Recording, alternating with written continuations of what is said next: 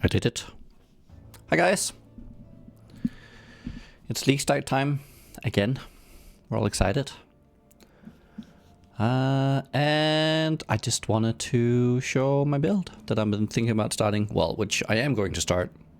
Simple as that. I don't have a lot.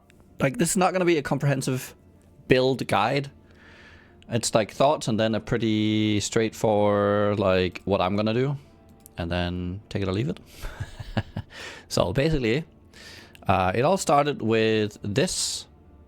Well, it was two things that happened.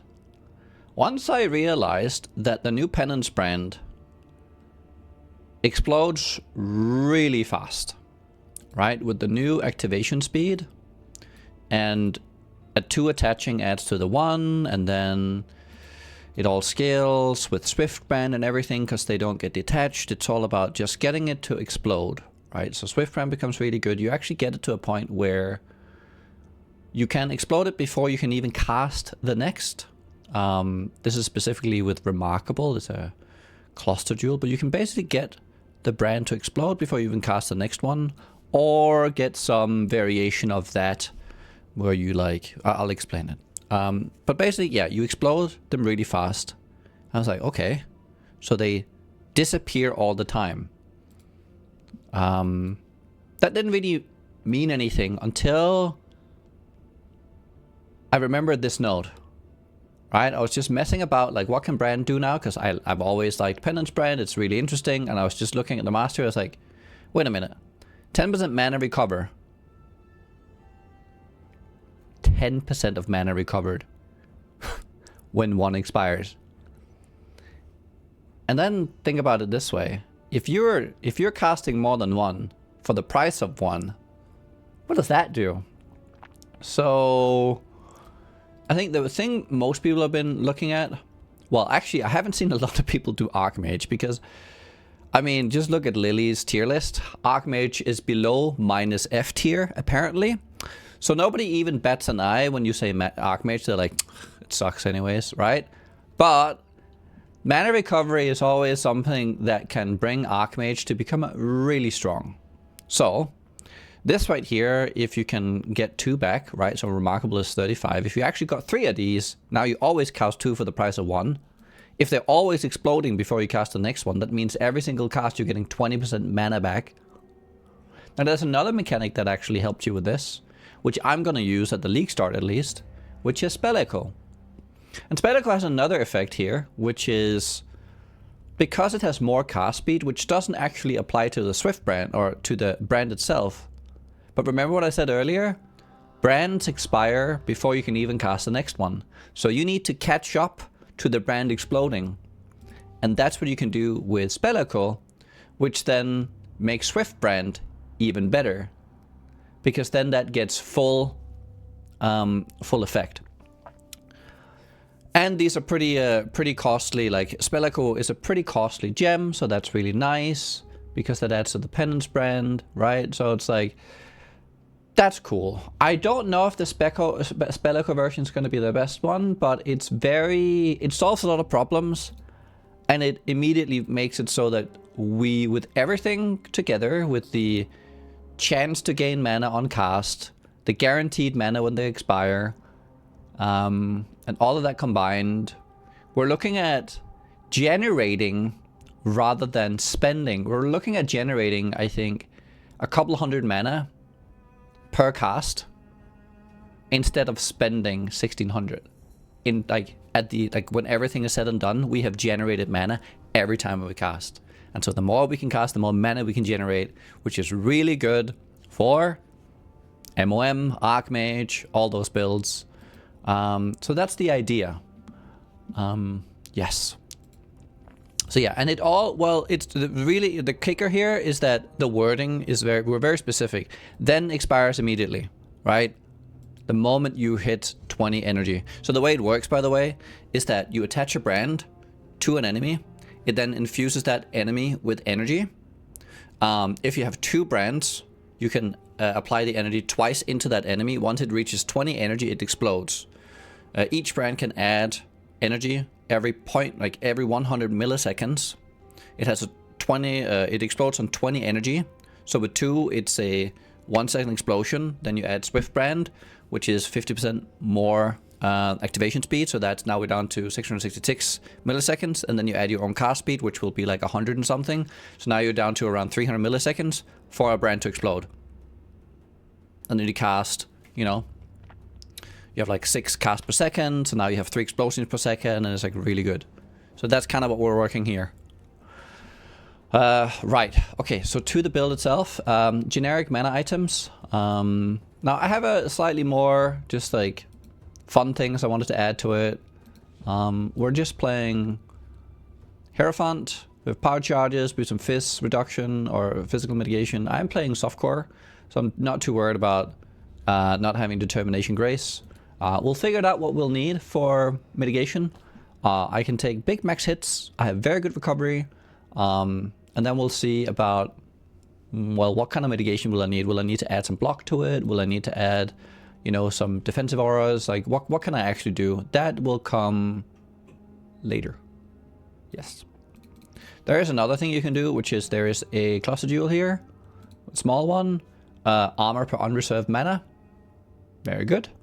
So that's a way, if you wanted to stack armor, you can like smack 2 of these on. Get a large cluster jewel, have 2 on the end. Get determination. You probably get around 15-20k armor. I mean, we'll see where we go. You can go lightning coil. There's a lot of like, there's a lot of defensive options we can go for if we want to. But baseline, as you can see here, it hits really hard once you get it rolling. And my gear is not that great. I mean, this is a good wand for mana, obviously, if I got that. And like you have something like this. I don't really have suffixes on my gear because I just cheated here. So early on, we're probably gonna ignore spell suppression mostly and just fix our resist and just play mainly without spell suppression. I mean, again, we're softcore. We'll learn how to deal with it. But spell suppression does become like a thing you want on every build anyway. So we'll see. Yeah, the math is like, it's very convoluted because there is like, for my build with 1 remarkable and spell echo. So the problem with just spell echo is this gets a bit kind of interesting. Okay, so once you cast 1 brand and it attaches, it starts generating energy. Okay, that means you lose out of the potential of a 2-on-1 to stack it even faster. Okay, so what does that mean? That means you put on 1, it stacks up like 6 energy. Then the second one comes in, and now you're stacking at double the rate. But that first cast time that you spend is without it, right? So I add 1 remarkable. That means that you're missing out on some damage. Then I add 1 remarkable, and one thing that's funny here with the remarkable is that each cast of spell echo. This is what I was really afraid that it would be per cast that you do, because echo repeats, but actually it can create a brand on each one of them, which really smoothens out the amount of extra brands you make. If you ever, let's say you hit the extra, you don't hit the extra cast on the first one, but doing the second one, that just means you have 1 spare and it lies on the ground. That means when you explode and then you cast the other one, which comes right around the explosion time, both attaches at the same time. And then hopefully you are, you know, generating, either you generated 2 on that one or 2 on the next one. And so it should give you a significant amount of extra damage even with this spell echo. Now, I'm not 100% sure because I haven't tested this in game, but conceptually it makes sense to me. So I hope that works. And also, again, creating these extra brands of the spell echo means that we're gaining what I think we're gaining, like for every cast, we're generating. Hold on, how much is that actually? Since you're casting twice, it's going. I mean, you're getting 270 or 27 mana back for every cast on average. Yeah. That's just crazy. That's so much mana recovery. So I think that's really interesting. Because the skill hits really hard, we get really good shocks. And then you have Lightning Mastery, and basically, with our current damage, if everything pops, we can actually, believe it or not, 50% shock Ubers. If I'm to believe this ailment shock thing in here, I was a bit surprised, but yes. I mean, we are hitting for a lot. So, I don't know, current maximum seems to be 50%, or yeah, seems to be the 50% because that's our threshold. If you're not going on Ubers and you're just like farming everything else, you could swap this to 50% max shock and get 50% max shock instead. We're still well above, maybe not well above. Okay, on pinnacles we would still hit 50. On everything else we would hit 65. So there's some considerations there. Anything else we can get in here? I mean, you get shock spread and good stuff in here, or just some damage, and not bother with that. Yep. So lots of good stuff here. Let's see what else is there to talk about. The gear. Let's just talk about the gear real quick. It's just a regular mana stagger. There's no real, because we can generate all the mana back, you really don't care too much about regen. Regen is nice. It's good for survivability, but we don't need it to cover for our skill. Now there is the every now and then you're gonna miscast and waste some mana, so you need some mana regen. And then let's see here. I mean, the Watcher's Eye is not necessary. The Healthy Mind is easy to come by.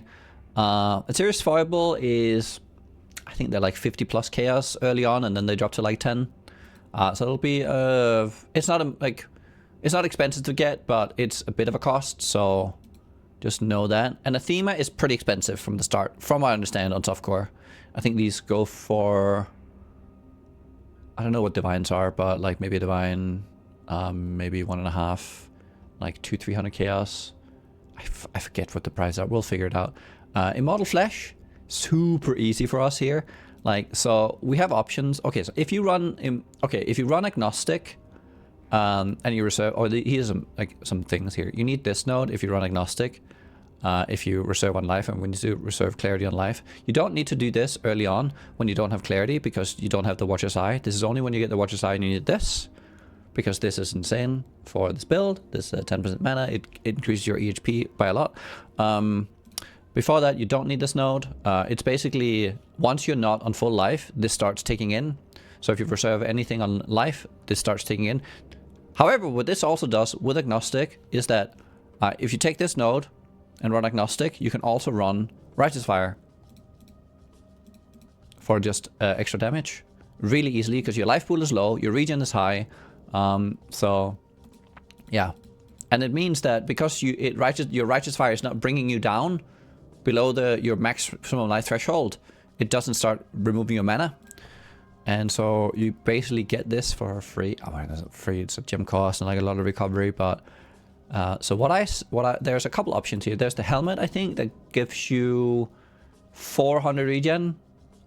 But I think the helmet is too expensive to give up for, because it gives you a lot of other stuff like mitigation. And then you have Immortal Flesh. Yeah, it doesn't have mana, but there's tons of recovery. And this recovery here, because we're so low life pool and so high mana pool, easily covers for the loss, like for the RF. So big chunk of damage right there. Yeah. So I would say like the RF on the MOM and that stuff, that's kind of how you leverage being an Archmage build. And then this node right here is, I mean, if it's as good as I think it is, it's just, oh, it's beautiful. It's beautiful. The rest of the stuff pretty generic. I'll put this what I have here with it. I decided to go crit because, I mean, we have power charges already. These notes are really good. Charge duration here, plus right. So on the body armor, so I swapped this around. So now we're using a status cap. You actually need to add an implicit from is it Eater or no? It's Searing. So this Searing one here means that you have this is 3 frenzy charges basically, for an implicit and 1 charge duration node. Because then your duration is 20 seconds and you keep generating quicker than that. So this maintains it on bosses and through maps. So that's really nice. Yep. And that's like the build. It's pretty straightforward. Now I was thinking, oh, mana gear is gonna be really, really cheap, and then I saw this. So this thing is nuts. It burns your mana and then deals damage based on mana. I think it might be nuts. I think it might be crazy good. With the Ivory Tower and all that stuff. Actually, I don't know if Ivory Tower is the way. I don't know, we'll see. But also has modifiers that spell damage adds to it. It's like Indigon plus this. I don't know, dude. I think I think this becomes completely busted at some point with the right gear. And then these seem pretty fun. One is like for, I think this seems to be for ailment. I haven't really gone and looked at them too much. And this is more for just AoE and like a more AoE centric playstyle. Yeah, and hit based. You definitely don't go burn with this, because I guess you see no ailment increase. So yeah, there's one more thing here for mana. It's like there's actually like this last transfigured gems add a lot of stuff for mana. It has where's the power charge one? This one. Holy. Now added lightning deals equal to maximum mana, but the mana cost is only 11. So what I'm thinking is that, can you actually just spend all your mana and not even care? Like this actually allows you, you don't even need to stay at max mana. Again, like Indigon and like, and you get the spell increases for, and you have like an attack base skill that doesn't need, like it's not even going to be that expensive to cast, because you don't really need, I mean it will be with Indigon if you go that way, but there's also the option of just not, like you can roll down all your mana and then still do tons of damage. I don't know, there's some mana stuff in here that's just really strong. I would say this on the transfigured gems. Most of the gems are strictly upgrades for more niche purposes. So if you guys are wondering, what's the build for me in this league? Do I need to follow blah blah blah build? Like what's going to be the meta? Bro, nobody fucking knows. If anyone tells you they know the meta, they're lying to you. They don't. It's impossible. Unless they're like the smartest person on the planet, or they've played like hundreds of hours of maybe the the alpha or something. I haven't played on alpha in a long time, but like generally speaking, this is so complex and they're so complicated with all the new different variations and spells and all that. Obviously there's things that stand out for most of us, but yeah, it's crazy. Just like hundreds of gems of fun. And the fact, like, everything is just strong in their own right, in the right way. I will say there's one thing I think might be busted, which is the penance mark.